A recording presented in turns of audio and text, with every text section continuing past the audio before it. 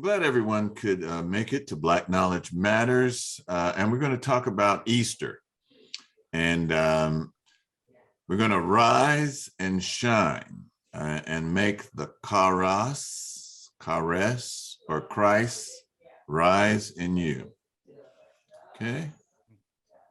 You want to do that? You guys want to make the Christ rise, the charis rise in you? Yeah, one of my holidays of bunnies and bonnets. I was talking to somebody today and they said, you know, Easter's not mentioned in the Bible. I said, yeah, that's true. But this is how I started with it. This is kind of like everybody, you know, my father's Catholic, so we had to go to Mass first. And then we went to my mother's church, Church of the Good Shepherd in North Oakland. And then I had to say my piece. You know, everybody had to say their Easter piece. And there's my little sister. I talked to my little sister today, and she says, I can't talk. I'm in a cab. I'm on my way to talk about reparations. And I said, okay, let me let you go. But here she is. She's wearing a Easter bonnet. You know, my mother probably has on an Easter bonnet too. So this is how I started with the whole Easter thing.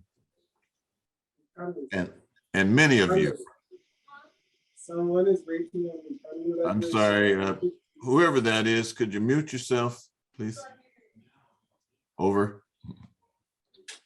I said someone is waiting on me. Can you let me show? Okay, I think I got everybody muted. Hate when that happens. No, just kidding. All right. What's that mean in chat? Yes, okay. Yes, thank you, Baba Jeff. So here we are. Easter is a mythology. You know, started with Ishtar. Originally, Easter was the celebration of Ishtar, the mother of Tammuz, and actually the sister of Tammuz, and it was originally celebrated in Assyria and Babylonia, and these were places where African people were.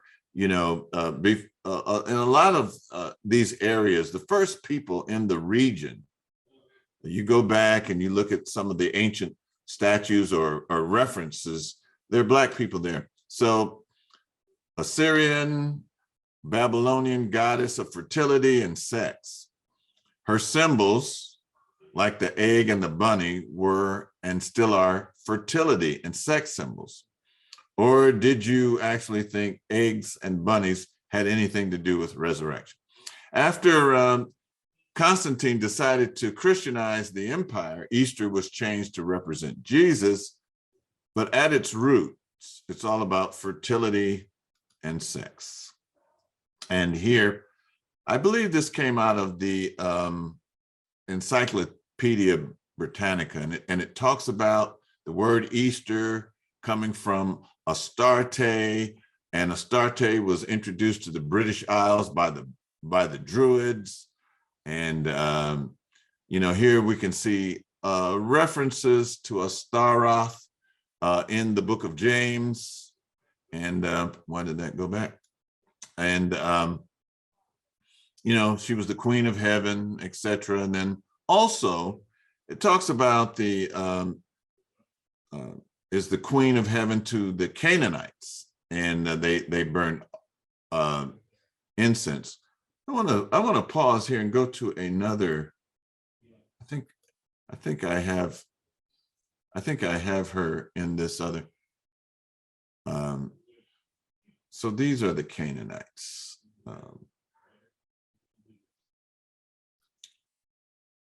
Okay, come back, share there. Oh, that's odd. Okay. That's not the one.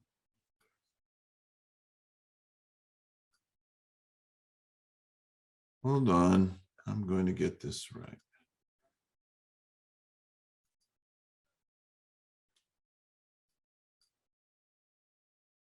Hey, what is happening? Okay, stop sharing and let me go back to.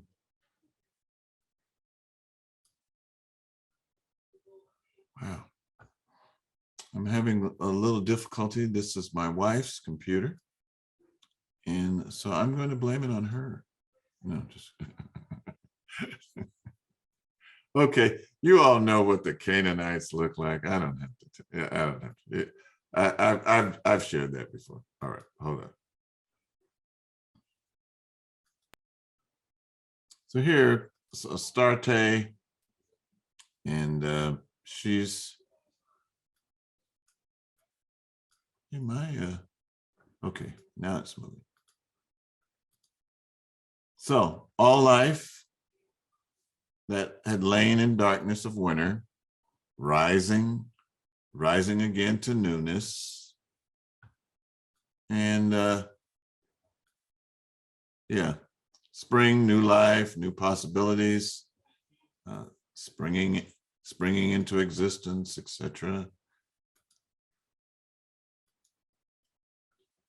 So the mythology has taken on the form of religious rites throughout the world, celebrating this or that god. So, you know, I mean, this is in the Americas. Here's a Druid, Jesus. Here's a Greek one, you know, so this actually has a lot of different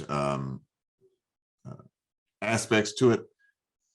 Easter, or Pesha in Hebrew, Pesha in Greek, and Pashon in Latin, derived from the Egyptian or Kemetic Pa Kashun.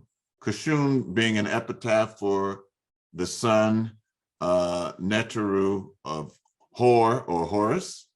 In Anglo-Saxon, Easter or Stare is the goddess of dawn, corresponding to Ishtar, Astarte, Astaroth, Isis, Aset.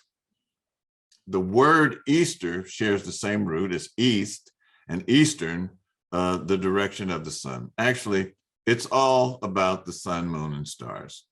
So the earliest pagan celebrations gave way to Jesus, and in the West, it celebrates Jesus. The crucifixion, the entombment, the resurrection of Jesus. This is very appropriate aspect of the myth because it's consistent with the name given to the man, namely Jesus. So, but it was a African pope. You know, there were black popes, named Victor, and this takes place in the year 189 to 198 of the Common Era, or AD. He was the 14th Pope. The official title is Bishop of Rome of the Catholic Church. Pope Victor was the first African Pope.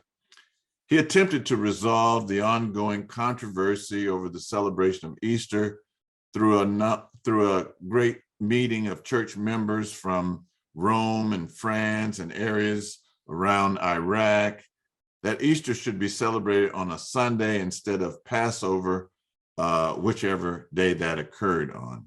So I had written some notes about Passover. Now, let me see if I can pull them up really fast and not delay us here. So at the Passover, you're supposed to remain in your house, yourself, inside meditation, consume the lamb, and there is no leaven in the house. This takes place on the 14th day during the month of Nisan, and it's the time of the spring equinox or the vernal equinox. Nisan is the time when the sun in the sky consumes the lamb. So that means the sun enters the constellation of Aries, the ram or the lamb, and the consumption takes place when when Aries is consumed. And then as we go on in the year, then summer comes along, and then spring, spring, summer, new life comes, all things become right. And that's why the Passover cannot happen at any other time except during the spring equinox. And so all of this is astrologically related. Now, why, you may ask? It's not like it's Christmas. You always know Christmas is going to be on December 25th. But Easter is always on Sunday, because Easter is a time of sun worship, the time when the sun brings forth new life throughout the earth. And as it ascends to sit at the right hand of God, or the cosmic right side, or east. So, how's the date determined? Easter is always recognized as the first Sunday after the first full moon after the spring equinox. So get that. So if you want to know how the date is determined for Easter, Easter always happens after the first Sunday, after the first full moon, after the spring equinox. So, it can be on various dates during the time. And when we talk about the spring equinox here, so, you are here, and, we're traveling around, and then this is the summer solstice. Oh, come back. What did you do? All right. Got to get used to this mouse. So we're here now, and now we're proceeding to the summer solstice, and then we're going to go to the vernal equinox, then we're going to go to the winter solstice. And so Earth has its seasons because we're on an axis. It's tilted. The Earth rotates on its axis as it orbits the sun. You all know this. And so this is what this holiday, one of the aspects of this holiday, is really about. Okay, so the overstand, and I was explaining to some people, sometimes I have an eclectic way of communicating, and sometimes I use terms that are Rasta terms, and so one of the Rasta terms that I use is overstand, and they always say, Black people don't want to be under the stand. We want to overstand. We want to really comprehend. So to overstand the scriptures and the ancient texts, these are the things that you need to look at. You should write these down. There's a literal aspect to it. Things are just taken literally. And then there's a historical aspect. And then there's a cosmological aspect, a symbolic, metaphysical aspect, the mythological, allegorical. Then there's also an anatomical, which we're going to talk about later, and an anagogical. That has to do with ascension. Anagogical has to do with ascension. So there's a literal, there's a historical, cosmological, symbolic, metaphysical, mythological, allegorical, anatomical, and anagogical. Say that 3 times. All right. So we're, they're talking about resurrecting and seated at the right hand of God. So that refers to right ascension in astrological terms. And here's a diagram illustrating that. So right ascension in many ways works somewhat differently than longitude. First, unlike longitude, right ascension is always measured eastward from the vernal equinox. There is no west right ascension in the sky. Second, we don't measure right ascension in degrees. Actually, we do it in hours. And, you know, hours is a word that actually refers to Horus or Hor or Het Heru. So, all right. So what does it mean? 1 hour of right ascension corresponds to 15 degrees of celestial longitude. And there are 24 hours all the way around. Here are the 24 hours going around the sky eastward from the vernal equinox, back to the vernal equinox again. And in the universe, there's no east or west, or so celestial right ascension is used to measure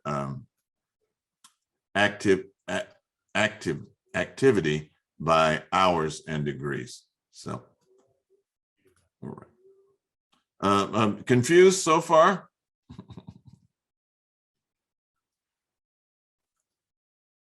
All right. So you have June 21st, that's the summer solstice. The sun sits at the east or the right side. It's the longest day of the year. The right side or on the eastern side. Jesus ascends to heaven to sit at the right hand of the Father.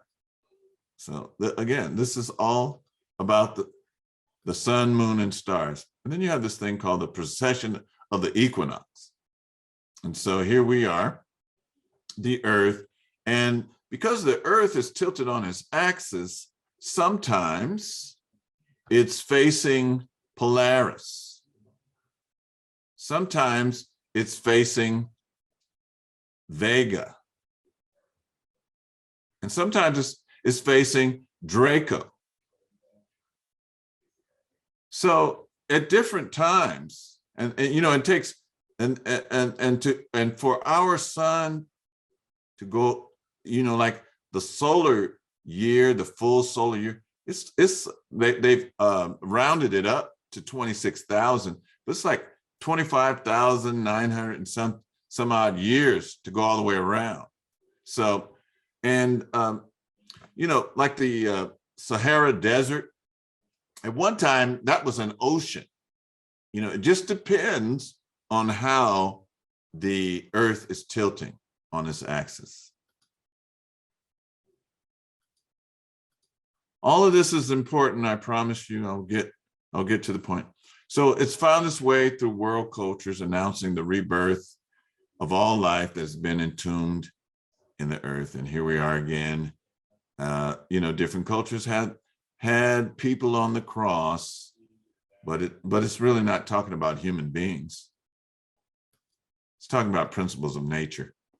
So the Greeks, so the New Testament was written in Greek, and they created Jesus as the sun god, making Easter a festival of the sun god quite appropriate. So when considering the spring and new life through the sun, the name Jesus is very important. And we're going to talk about that. We're going to show that. I'm going to pause here. I'm going to pause here. Are there any questions? Some of you look very puzzled.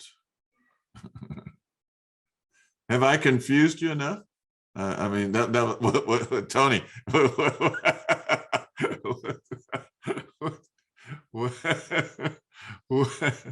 what do you get your questions out? Yeah, go ahead. Say anything. Yeah. Confused to have a question. Say again. I'm too confused to have a question. but it's okay. It'll soak in. Let me just simplify it. It's all about the sun. You know, it's really about the sun. And what I'm about to show, what I'm about to get into is, the name was chosen because each letter has a numerical value. Each letter has a numerical value.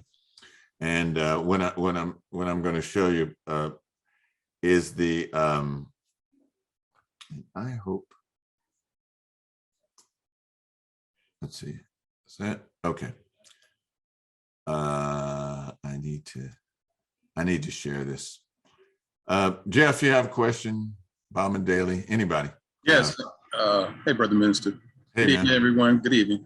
Good evening. I just wondered, I mean, you give this, I've listened to this a number of times. I appreciate it every time. How many people do you listen to? Is there someone in particular that you listen to that has talked about this at great length that you feel like that we would gain something from them as well? Yes. So a guy, his name is Bill Donahue. Bill Donahue.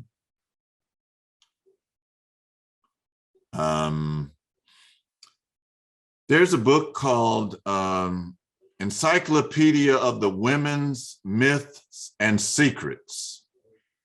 And it goes from like A to Z. It tells you the meaning of Arabia. It explains like the origin of Valentine's. It takes everything. So that's another good book.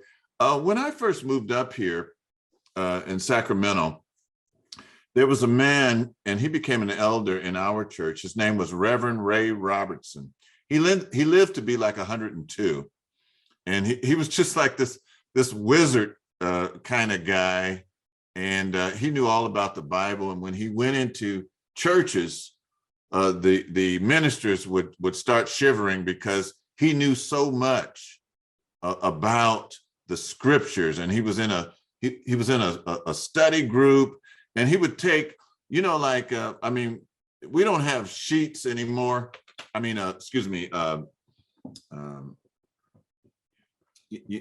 when you bring, I can't even think of the name.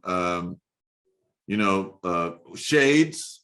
When you cover, he would take shades and put drawings of the universe and maps and stuff, and he would do all this stuff.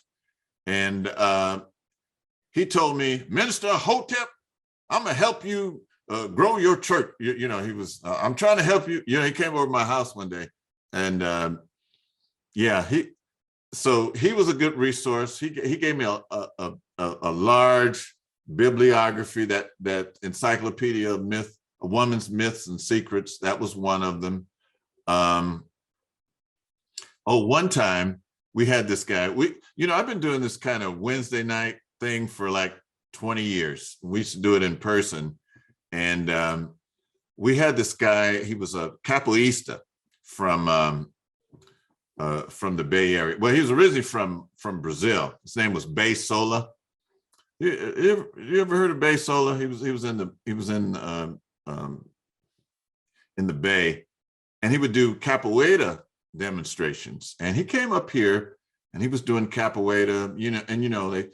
They form a circle, and then they start doing the Jenga and everything, right? And so he had people doing that, and then I think Ray Robertson was like late 80s, and so when it came to him, he just fell down, and everybody went, and then he popped back up because he was a gymnast. He had been a vegetarian for 50 years. He was just this kind of wizard kind of guy. And so I would say that Anthony Browder is a good. So Anthony Browder's book, Nile Valley Contributions to Civilization, is a good resource. Thank you, Brother Shango, for that. Yeah. There's some other ones that I'm escape. I think as we go on in this presentation, it might come back to me, but there's a lot. There's a lot to it. There's a lot to it. Thank you for your question. Yes. You said the Encyclopedia of what? The Encyclopedia of the Women's Myths and Secrets. Okay, thank you. Encyclopedia of the Women's Myths and Secrets. That is a really good one. Yeah, yeah. Her name is, I think the author is Barbara Walker. Any other questions before we press on? Somebody wrote something in the chat. Let's see here. Yeah. All right. Okay. I know it's, I know I can lose you on this. That's why that's why I paused. So, okay.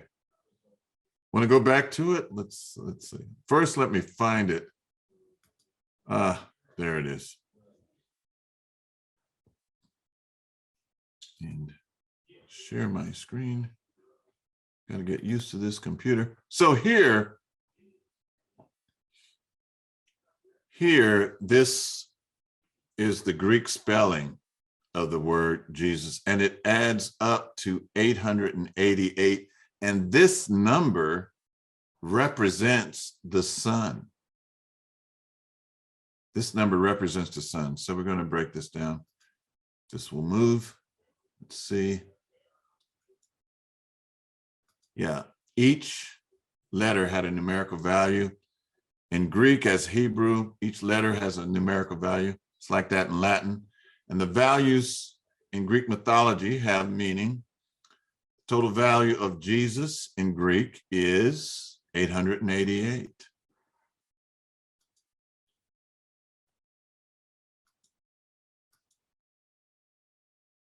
It's the mythological sun. The numbers which make up the word Jesus have that value. Oh, you know, I have to give credit to Kaba. Kaba took this picture. This was actually taken from our backyard.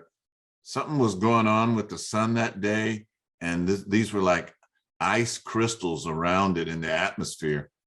This was actually taken here in California. Made a really interesting phenomenon.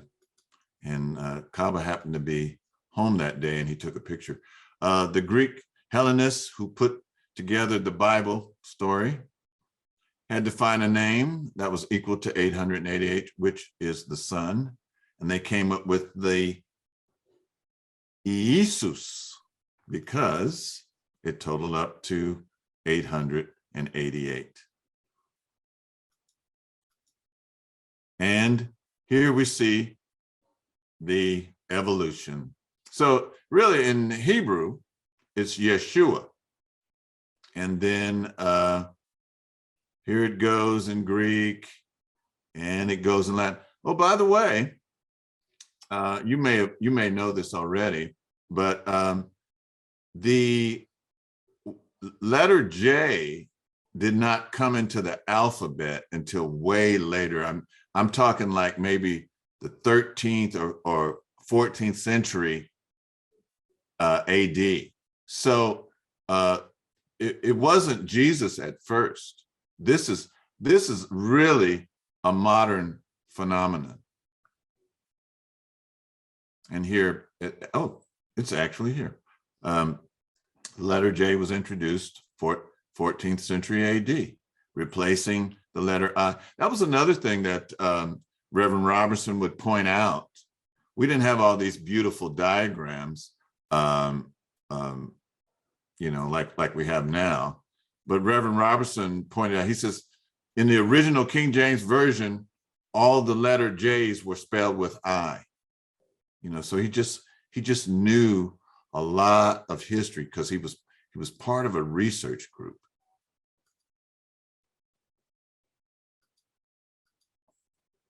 And so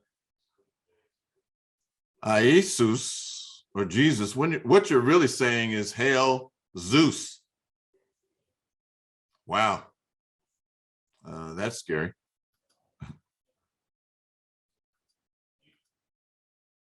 When you say Jesus, you're praising Zeus. That's right. The sweet name of Jesus. What's the source of that? The Dictionary of Christian Lore and Legend. And you know, Zeus was patterned after Ammon.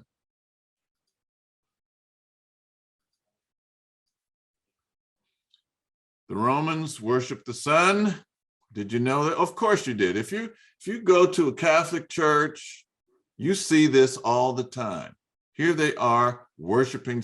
Look, it's like Dracula. They have the Jesus, the sun in this little case look like Dracula's coffin. You know, that's at the Vatican.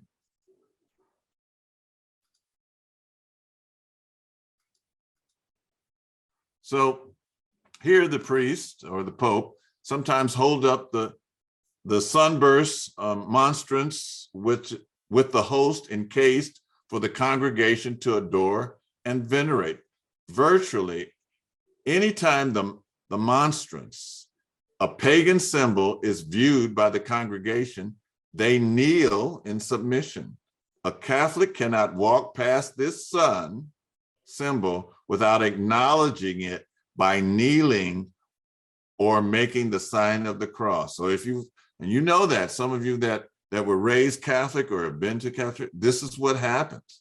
You know, and you know, they ring the bells and you know, also the sun's in the ceiling in many of the churches, particularly the old churches. This is just a symbol of the sun.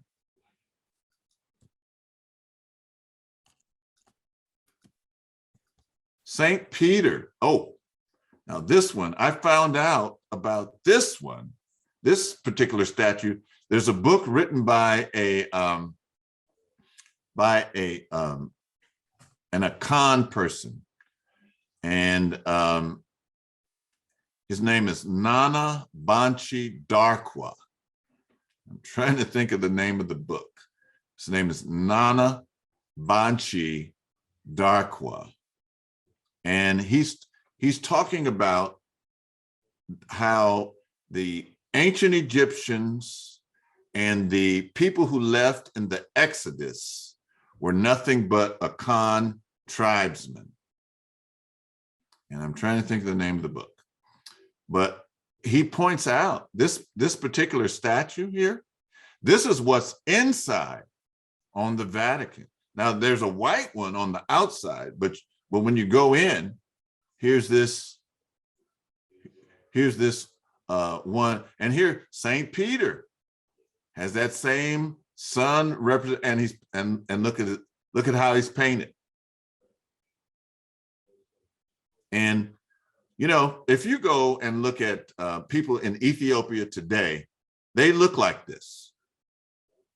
You know, particularly those that are Catholic, those that are Christian rather, they look like this statue, this depiction of Saint Peter. Christmas and Easter are really about the sun. This is saying yes. So every time you say yes, you're hailing the sun.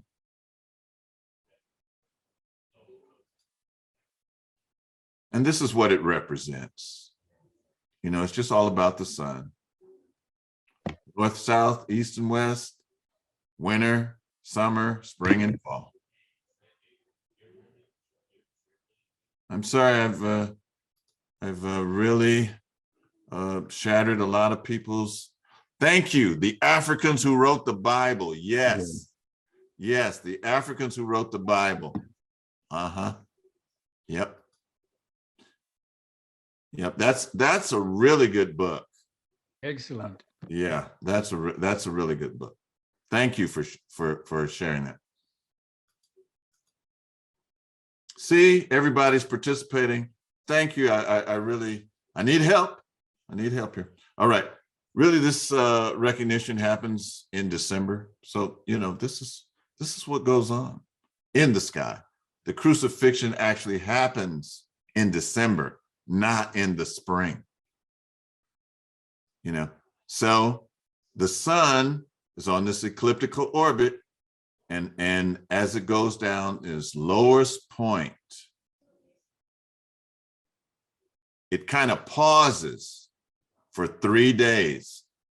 So December 21st, when it happens, then it pauses. December 22nd, oh God, come back. Come back. No. wait. I'm going the wrong. What's wrong with this mouse? Dear, come help me. Let me stop. Let me get this right. Let me get this straight. Are there any questions while we come back? Any? Hey, Henry Baskerville. Yeah, I always like to see you, man. I don't know what it is. It's been years since we talked. I always like That's it. Yes. Yep.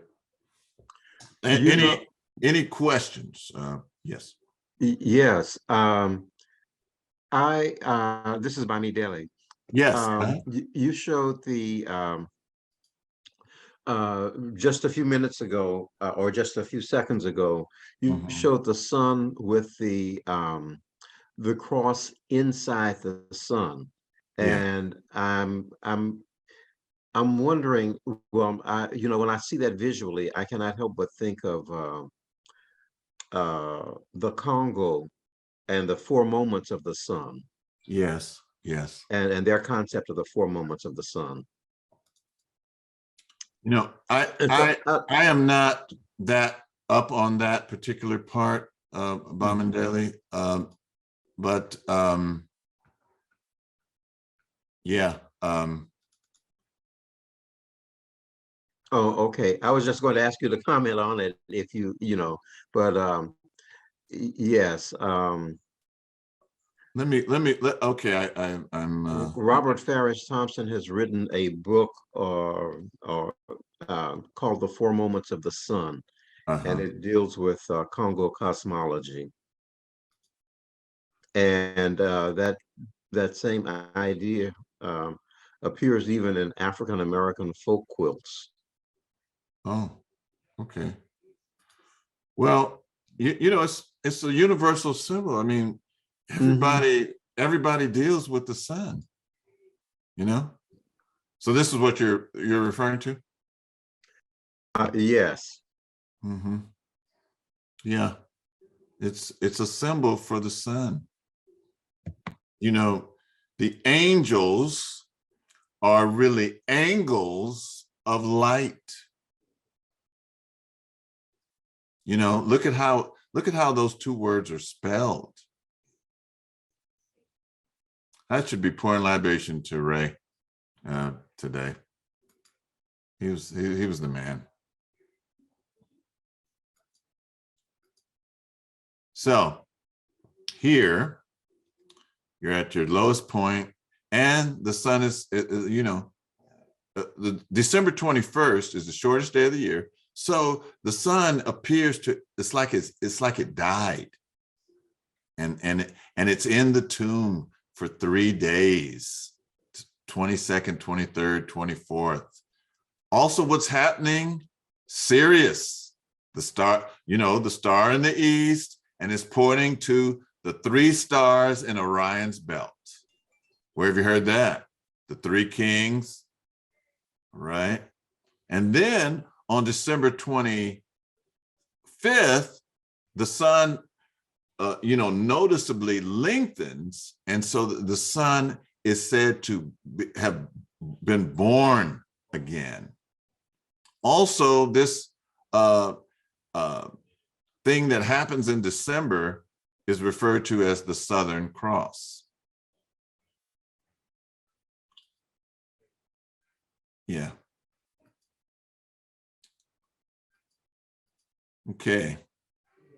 And you see this symbol on churches, a lot of times. This is a Celtic or Celtic symbol.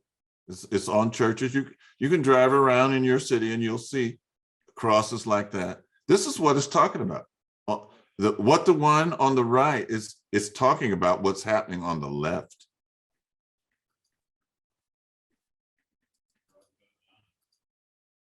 All right, and here's our explanation. This is really what's going on. So, this here on the left explains what's going on. Stars alignment, all of that. Here in the middle, so this is some this date, and you know these dates they're very fluid. I'll just put it like that. But so this date, 3100 BC, but it goes back much further than that. And then here you see this Aset, Nebhet, you know, with at the backbone, the Jed of Wasir or Osiris, and then this Ankh lifting up, these creatures giving adoration. And then this is what we're raised with, you know, 100 AD, you know, Mary and Mary Magdalene, you know, so the sun disk is still here though, because it's all about the sun.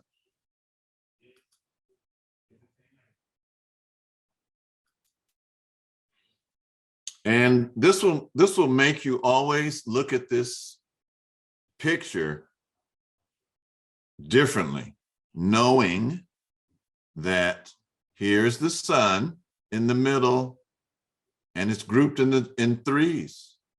This is the spring, this is the summer group, and this person here, even though this picture isn't rather clear, excuse me, this person, you know, it's kind of a feminine. No, I'm sorry, it's this one. It's kind of a feminine representing Virgo. But anyway, three, the sun, the autumn three, the winter three. That's what this picture represents. I used to argue with my parents a lot because this picture was in our dining room. I hated it. I wanted to tear it down, but my father had these big hands, and I never wanted to get hit by them, so I never did. But yeah, this is the Lord's Supper. This is what it really means. It's an astronomical representation.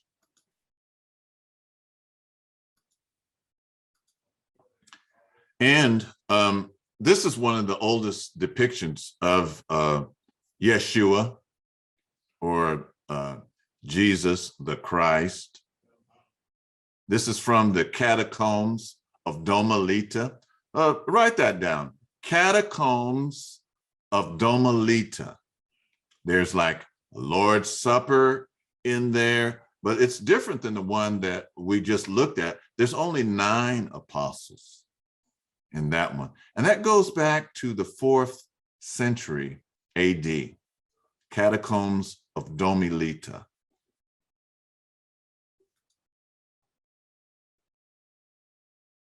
Now, you know, I had said earlier that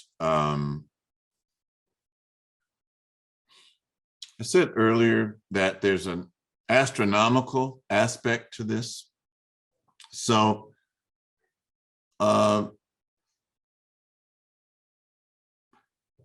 Santos Bonacci, this is another reference. You might want to look up Santos Bonacci. I don't subscribe to everything that Santos Bonacci says, but in this particular case, I find it very interesting.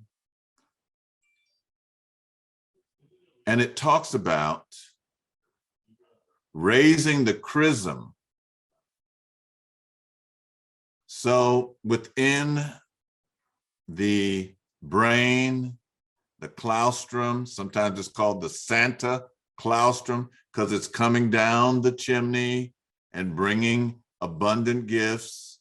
So the claus within the brain, there's the pituitary and the pineal gland. So Joseph is the pineal gland. He secretes the milk. The pituitary gland is Mary. She secretes the honey. They both come from the claustrum, and then they go down this spine here, which has been aligned to the Jordan River, and it goes down to the sacrum. So these oils come together. They go down the solar plexus via the semi-lunar ganglion pneumogastric nerve, and then they go into the solar plexus, the tree of life, the manger, and the Ida and the Pingala. That's why, when we're doing the when we're doing the pranayama, this is energizing the Ida and the Pingala, the two nerves that cross the medulla oblongata. And when this chemical reaction takes place, goes down and then comes back up, and then it's crucified back up here, that's when we become enlightened.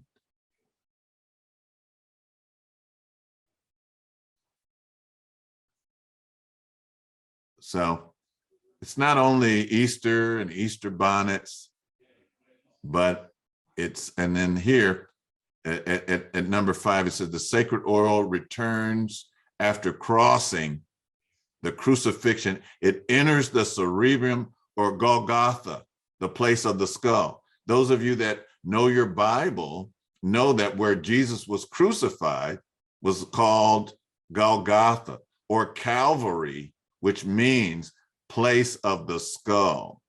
And then that fluid is refined 1,000-fold.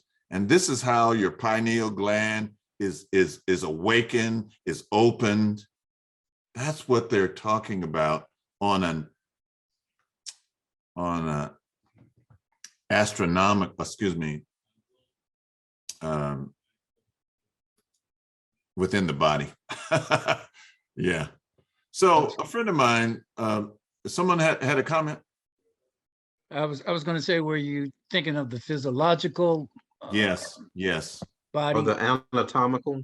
Anatomical, Mhm. thank you, yes. Yes. The anatomical, yes. So I saw, okay, I'm on Facebook and somebody posted this sign here. And they said, the ancient original peace sign of our ancestors of Kemet, AKA Egypt. Well, when I see stuff like that, I sent it to my friend in Egypt, who was one of our tour guides. And we had him actually on our, in our Black Knowledge Matters one time. His name is Fami. And so he told me, he says, hello, my friend. These are the two fingers of ascension. The two fingers to indicate the process of immortality. They belong to Horus initially. So, and then you go to, Nana Bachi Darkwa is right. See, and you go to Ghana, among the Ashanti, here they're holding that same symbol. So, yeah, I mean, just holding your fingers like this will give you another meaning. This is a symbol for ascension. So, and then he turned me on to this. He said, here's a verse from the pyramid text. He says, this, I usually use the word winness. In the Kemetic Medu nature, sometimes referred to as the Suf language, the U and the W are kind of like interchangeable. It's that quail chick, that's the glyph. So This witness will wash himself as the sun appears and the elder Enid shines. Should the Ombite become elevated to the fore of the shine, this witness will take away the elite as a limb of his, and this witness will seize the crown of the dual Enid. Isis will nurture him, Nephthys. So Isis, that's a Greek word. Set is the African word, and Nephthys is Greek. Nebhet is the African. So Set will nurture him. A Nebhet will suckle him. Horus will receive his 2 fingers, cleanse this witness in the Jackal Lake, and raise the ka of this witness from the Duat Lake.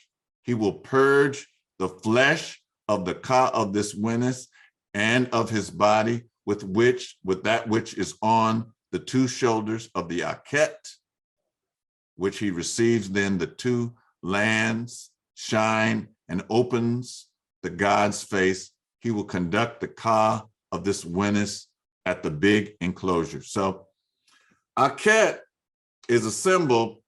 It's like the sun rising up between 2 mountains. And sometimes you can see that at various times of the year when the sun gets ready to set at the Giza Plateau between the 2 perneters or pyramids. So, okay, have I beat that to death yet? Any questions? We're at 6:03. Any comments? Any questions? Over. I got a question. Yes, who is A that? statement. Who is that? Kalahari. Hey, Kalahari. What I wanted to say was about that lady. It starts with a D. No, it starts with a T. The Andawi. Thandiwe. She said, Sonia, that she had some issues with a doctor. I was reading this book. I think it was called American Apartheid. I'm not sure of the name, but I'm not sure of the doctor's name either. The doctor was the father of gynecology. But anyway, he was having operation on a woman, private parts, without anesthesia.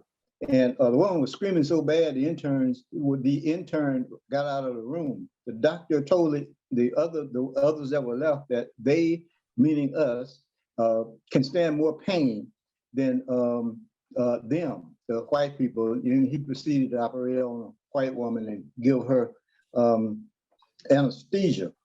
Well, this is what I think is continuing to happen.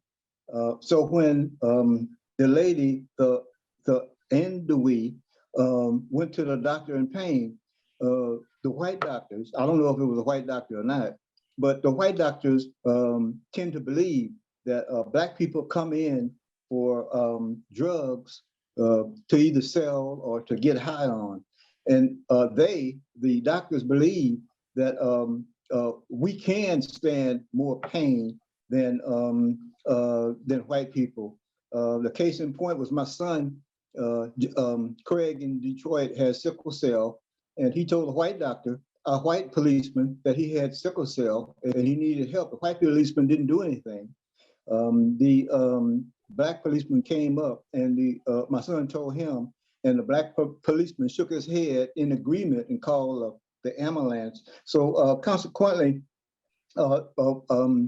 the white doctors think that we only use drugs for pain, and the white people we use drugs to get high on and sell, but white people sort of can not take as much pain as us. I had one other thing I wanted to say to Minister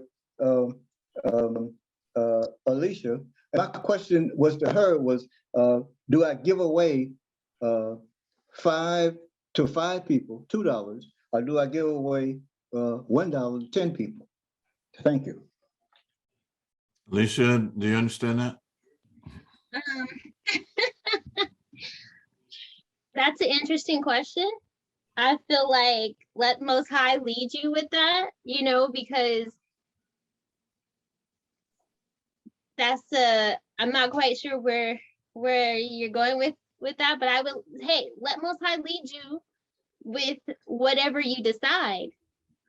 So either way you go, Most High, that Most High has led you in that direction. That would be coming for me, I would say case by case basis. So yeah, you would have to expound on that question for me to really get a good feel for what it is you're going for. Okay, thank you. Thank you for your comment, Brother Kalahari. So now in our Hosea, I hope you already have one, and I hope you'll get one soon. Like I said, you can get a PDF one, and I'm always looking at my phone, so sometimes I pull up my PDF version of the Hosea. I might need to send somebody a verse, in a text or something. So that's how I use it. But getting back to resurrection, ascension, and transformation, he's actually in the books of Rising Like Ra on page 101. And he says, the books of Rising Like Ra. Hey, will somebody else read it? And just read down to the this first paragraph. If you can see this, if somebody take yourself off mute, read that for us, please. The books of Rising Like Ra. These books are singular and together the oldest written records of the dawn of structured moral consciousness. They represent Africans leading the human rupture with the animal world and establishing not only an ethical standard of social behavior, but posing the possibility of resurrection, ascension, and transformation into a living God. In this section, I have given these books titles different than those most traditional Egyptologists have assigned them. The oldest texts, which are from the Old Kingdom and are called by them the pyramid texts. I have titled the book of the rising and transformation. The rationale for this is the focus and activity expressed in the text where the royal vindicated one, i.e. the Pharaoh in this case rises from the dead, ascends in the heavens, and transforms into a living God. Rising here refers both to resurrection and ascension in the heavens, and transformation is achieved through having lived righteously, oh Lord, becoming You've caught my disease. All right, so one with God, and then becoming a living God oneself, i.e., for example, a power in the heavens. all right, thank you, Sugar D. Now, if someone could come over here at this on page 102, and if they could read the last paragraph here, starting at one of the major significance of these books. One of the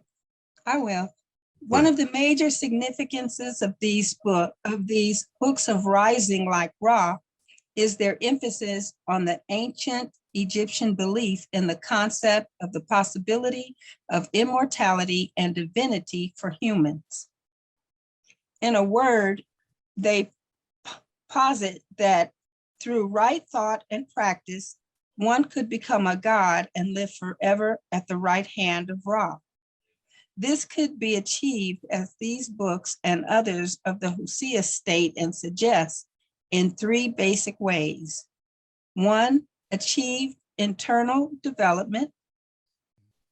Two, excellence in social relations. And three, significant socio-historical service and achievement. Thank you. So these are very important. We're on the ascension tip. right here, rising, transforming. Let me see if I can find it. Resurrection, ascension, and transformation.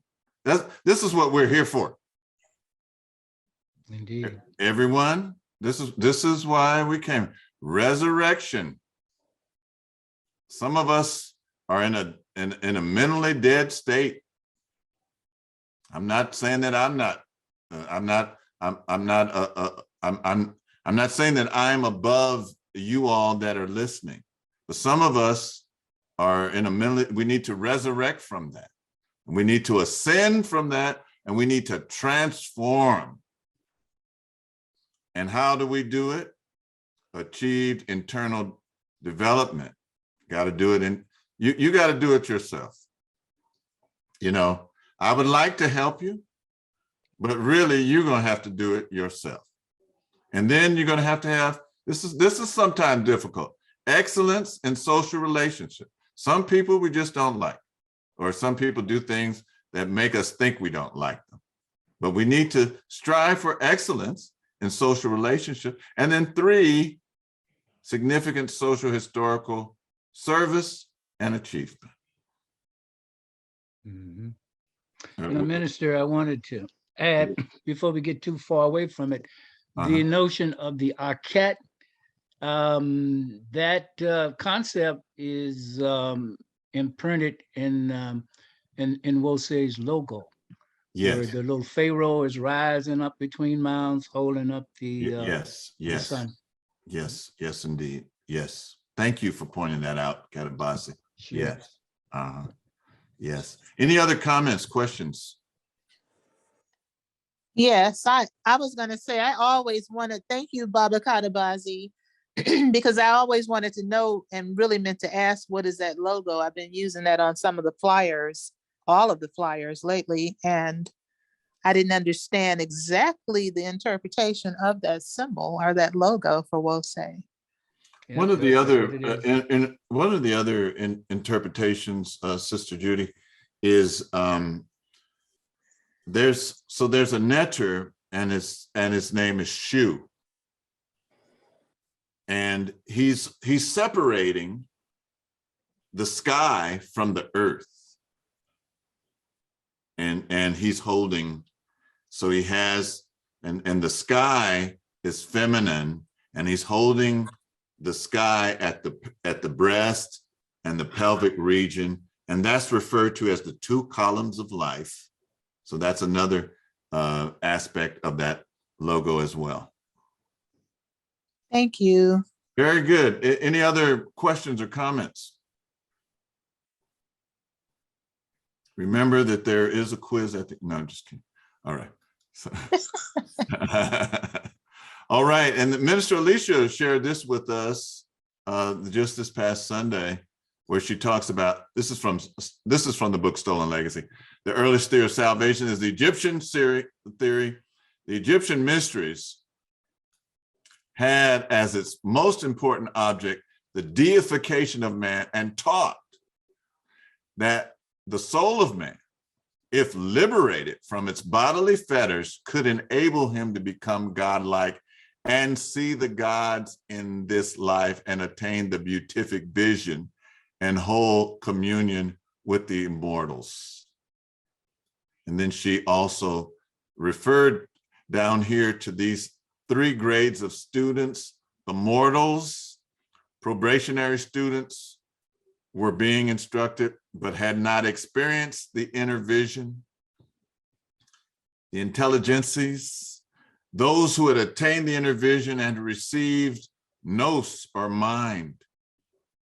And then the creators or sons of light, who had become identified with or united with the light, i.e. the spiritual consciousness. So, and then in the Book of Masters, it talks about initiation, illumination, and perfection. All right, now that I've scared everyone away, let's continue. So we are bioluminescent, actually glowing invisible light. However, that light we emit is 1,000 times lower than the sensitivity of our naked eyes, so we're not able to see it. Some people are able to see it. Some people actually are. But, you know, they're able to take machines and they can tell. People are actually emitting light. We just need to make our light a little bit more brighter. And then they shall see the Son of Man coming in the clouds. You see this all the time. Mark 13:26. And then they shall see the Son, the S-O-N, I put the S-U-N, of Man coming in the clouds. Here's Aket here. This is that symbol we were talking about. This is the Aket. It has to do with the horizon. The Horus, Haru, horizon. Rise, Ra, out of the horizon.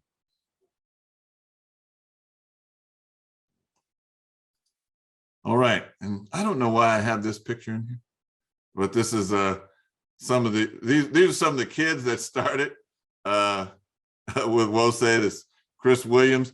This is Asante Holmes, and this is Ranir Jasiri. He was on with us a couple of weeks ago, Brother Ranir, and I don't know who this is. I think that's just one of their friends. I don't know, but I don't know why I have this picture in, but it's in here. So I'm just going to, somebody has something in the chat. Let's see. Thank you. All right. Curlian photography. That's something that, you know, came out in the 70s. Brother Bill has put that in the chat. Bill, could you put that in the chat for everyone and let everyone see that if they want to go? But, you know, there's like a photography that's, you know, scientific, where they can actually see your aura, the light around you. All right. Let me get down here.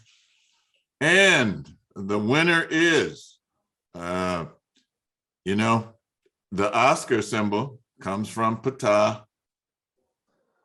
This is Oscar. This is Wasir. See, they can't get away from us. Our symbols are everywhere. You know, but we need to rise, transform, and ascend. This is kind of speaking about our journey through this life.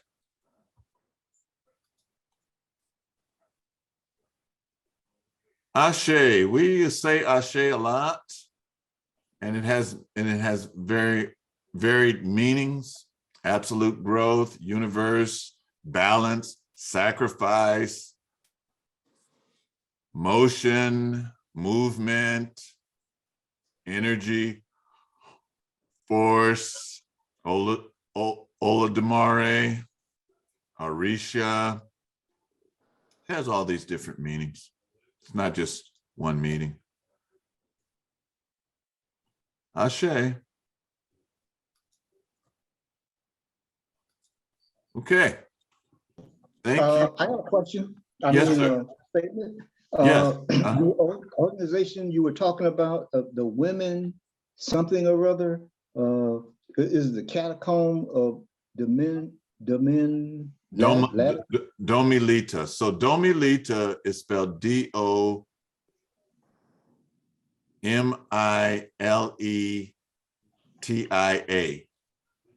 Catacombs.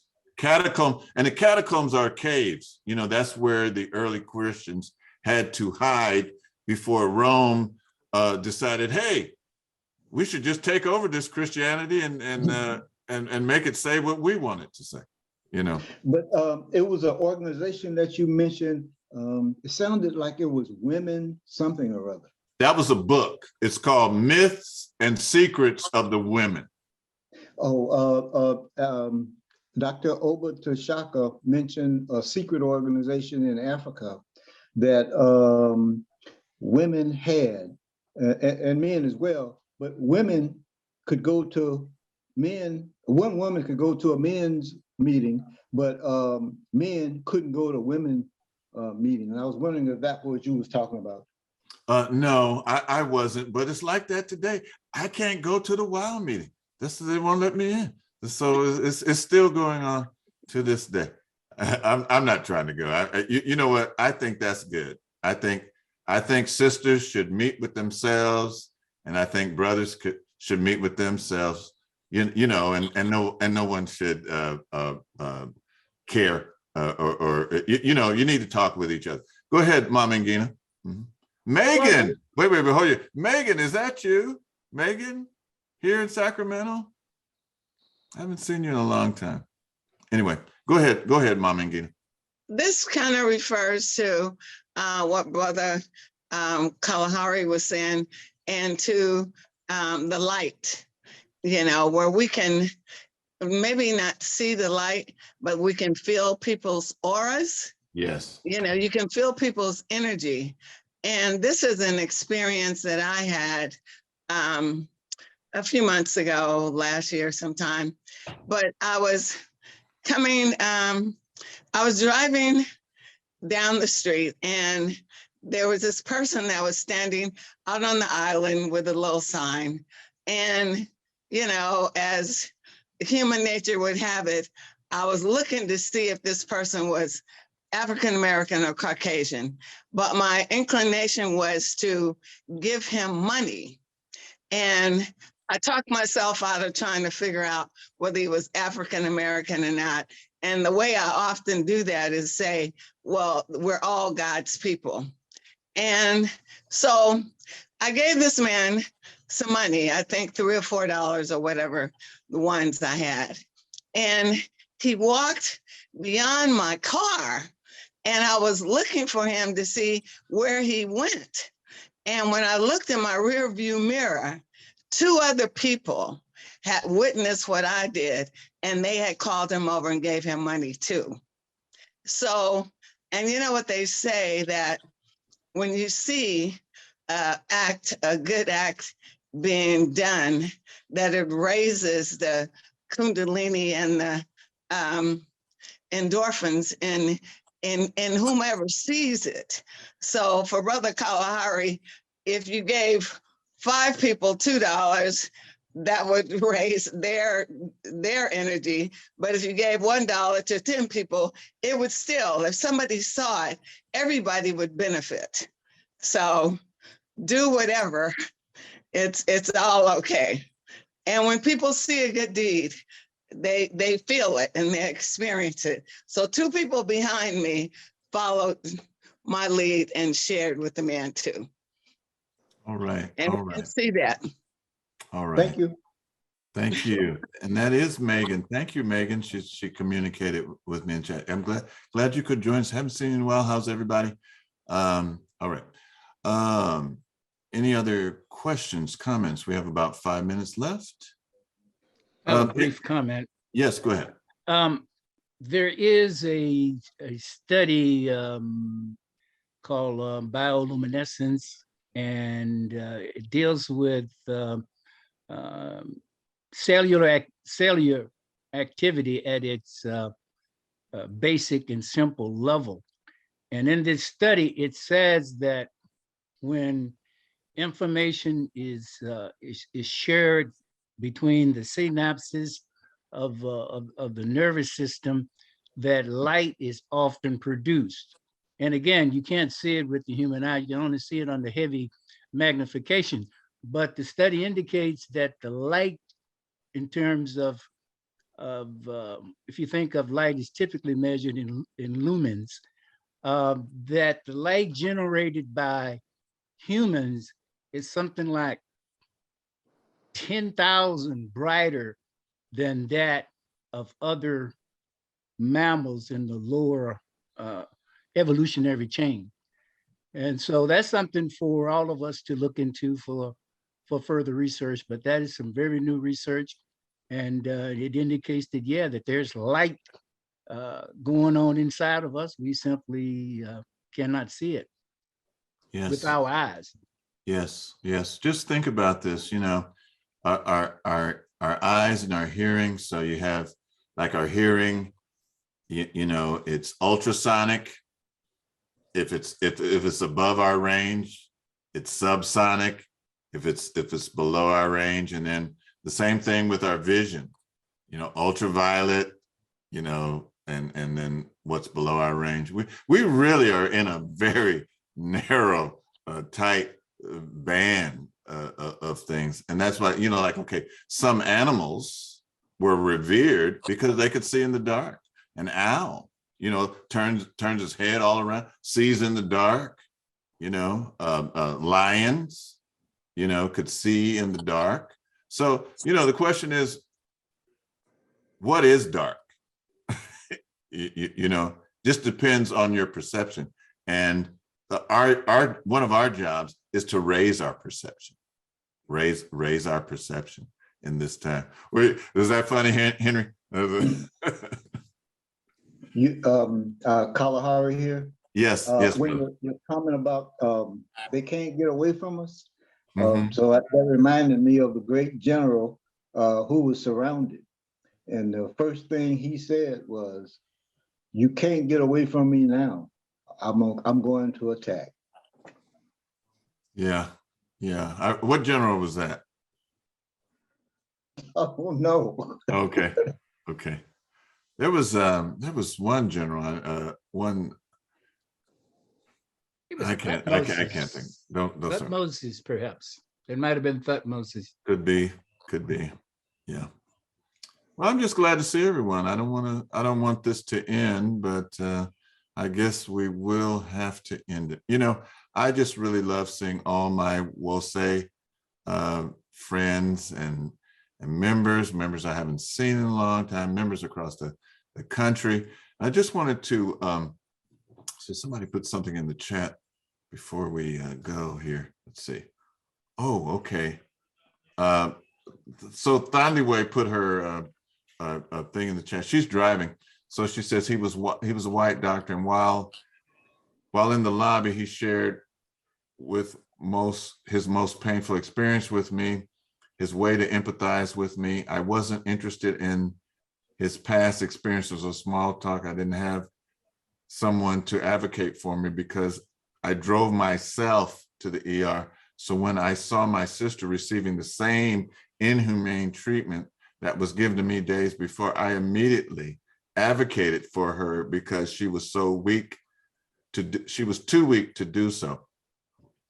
I also read the gynecologist J. Marion Sims and his inhumane practices with enslaved women. A few years ago, his statue was taken down because of his history. Thank you, Sister Thandiwe. Yeah, that's a lot of statues need to be taken down. Of course, no question about that. I'm glad to see everyone today.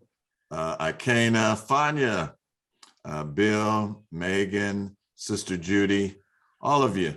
Minister Makalisi. Minister Makalisi, would you come on and just give us a few words if you're still there? Over.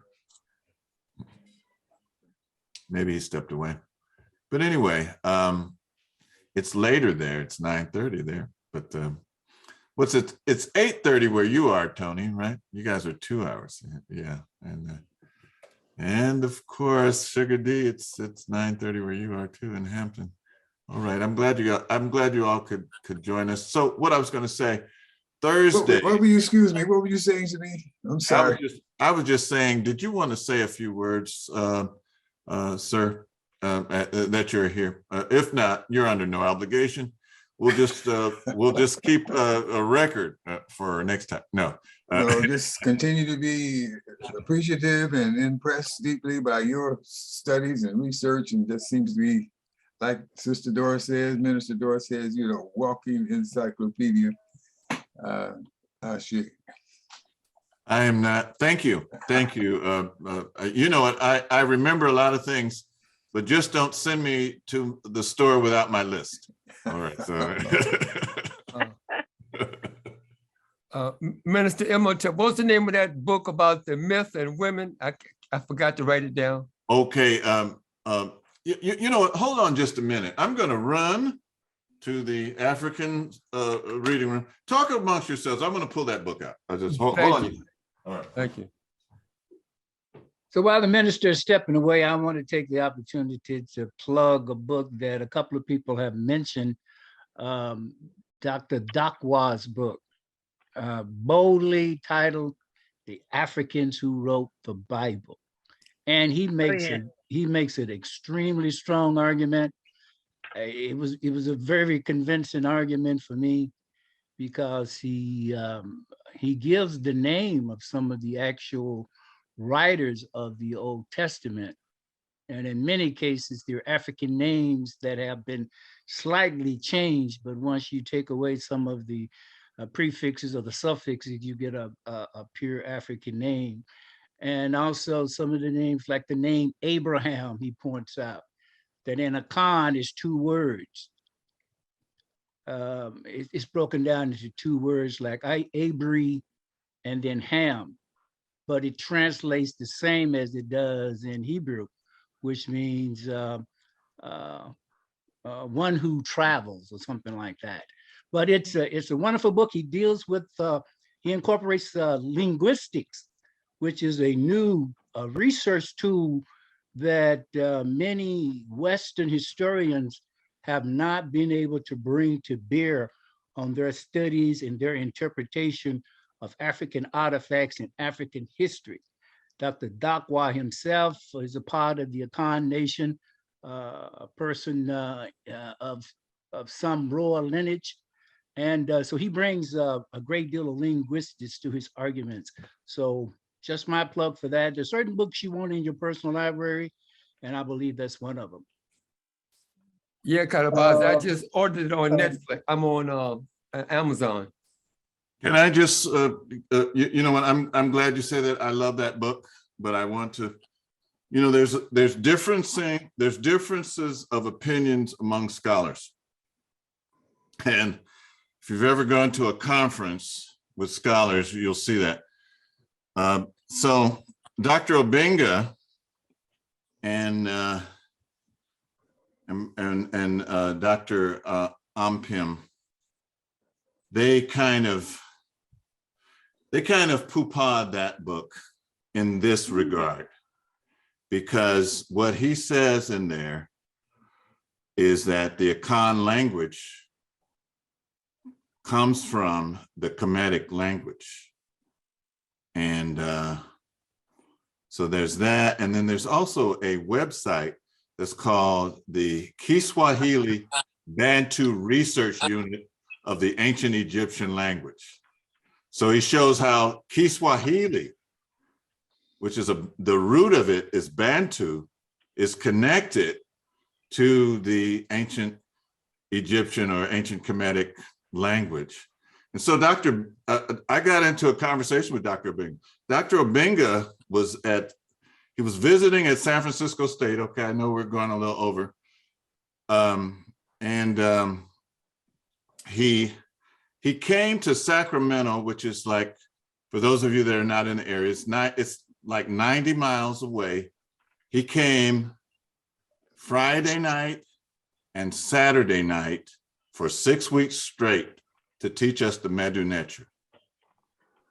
And you know me, I'm always pushing the, you know, so I introduced it, and Dr. Obenga wouldn't talk to me at first. He was like, no, what is the rules? What is it? You know, and I felt like I was badgering him. And then finally he says, okay. You can take just about any African language and connect it to the ancient Egyptian language. That's what he said. You know, so in the Akan language, you know, like Osiris, among the Akan, they have a deity called Osaro. You know, along the Nile, they have a deity called Aset. Among the Akan, it's a sase. You know, they have a word for Jesus, which is, it has nothing to do with, you know, being introduced to Christianity. It's a common name for a man. It's called a Yesu. You know, and you know, Osapho, Joseph. I mean, he just had a whole bunch of connections with that. And so what the premise of that book is, the ancient Egyptians and the people who left in the Exodus were nothing but Akan tribesmen. That's the basis of his book. Okay, I ran out of breath. Okay. Here's the book that I'm talking about. Woman's Encyclopedia. Okay. Yeah. Encyclopedia, Myths and Secrets. Okay. Yep. And this is by Barbara Walker, and it's thick. Sorry,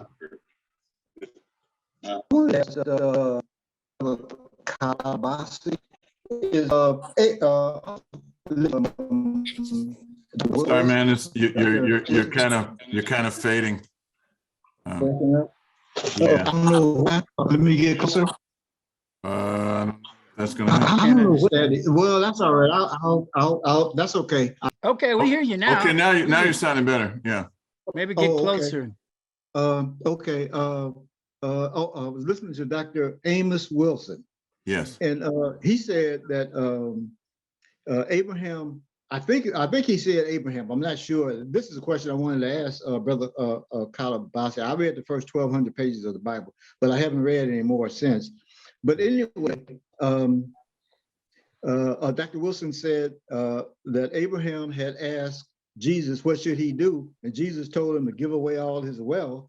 And Abraham turned his back and walked away because Abraham wasn't going to do that. But I was wondering, was Abraham the person that had done that as far as that question was concerned? And did the brother know? You know, he was just, I think with respect to that book, he was just showing him, and he was showing that those words come out of the Akan language. Another thing that he was pointing out in that book is the Akan is a blanket term for Ashanti, Bantu. They have a tribe among the Akan called the Asin. Right. It's 12 clans make up the Asin, nation. which they say John the Baptist was an Essene. Mm-hmm. You know, and as it relates to Kemetic things, okay, our name for our church is Wose. That is Dr. Chancellor Williams interpret. Most people say Waset, but among those 11 tribes among the Akan, there's a tribe called the Waso tribe. You know, so that book really fascinated me. It really is. One of the things that he points out, and I know we got to go, but one of the things that he points out that I thought was quite interesting too, is he said that there are still hieroglyphics that have not been deciphered because the model of Champollion does not allow them to decipher some of these manuscripts. And he said the primary reason for that is because the hieroglyphics was also, so he says, like in Africa now, there's just a number of different dialects, and that some of these papyri reflect the different dialects that were spoken and written around that time. And I thought that made perfect sense. It's a bunch of tribes, 11 or 12 tribes. Many of all those tribes are still around today. They may be in different parts of Africa, pushed into West Africa, but they were all living in and around that time of Egypt, when Egypt was at its height. Some of the early pharaohs were from. Sounds like we need to review that book one night here. Sounds like that's what needs to happen. Also, in that book, he points out, he connects. There was a study done in South Africa. Okay, 4 more minutes, okay? 4 more minutes, all right.